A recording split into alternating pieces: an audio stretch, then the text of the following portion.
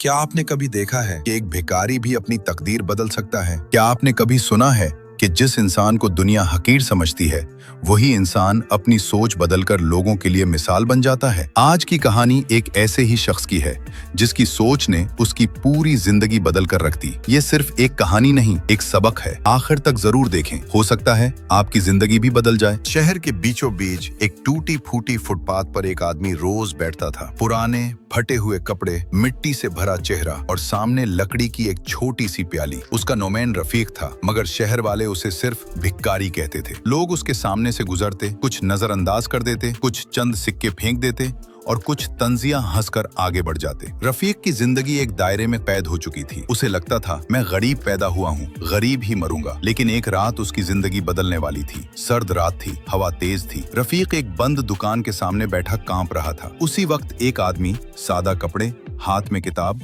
उसके सामने रुका। उसने कहा, भाई, तुम्हारी गुर्बत तुम्हारी किस्मत नहीं, तुम्हारी सोच का नतीजा है। रफीक गुस्से में बोला, मैं क्या कर सकता हूँ?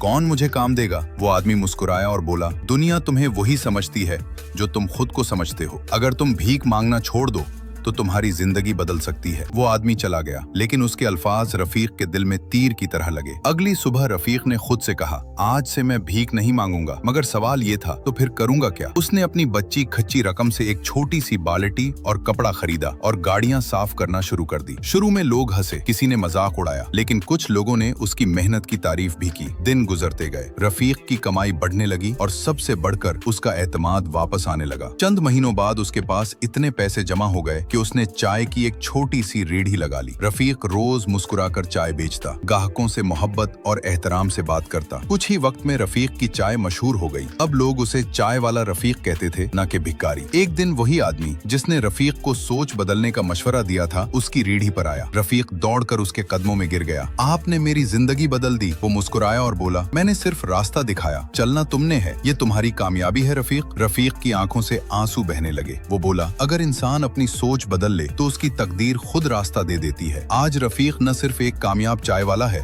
बल्कि वो अपने जैसे कई गरीब लोगों को काम पर रखता है, उनकी मदद करता है और हर एक को यही मशवरा देता है, सोच बदलो, जिंदगी खुद बदल जाएगी। गुर्बत जेब में नहीं, सोच में होती है। अगर सोच बदल जाए तो किस्मत भी बदल जाती है।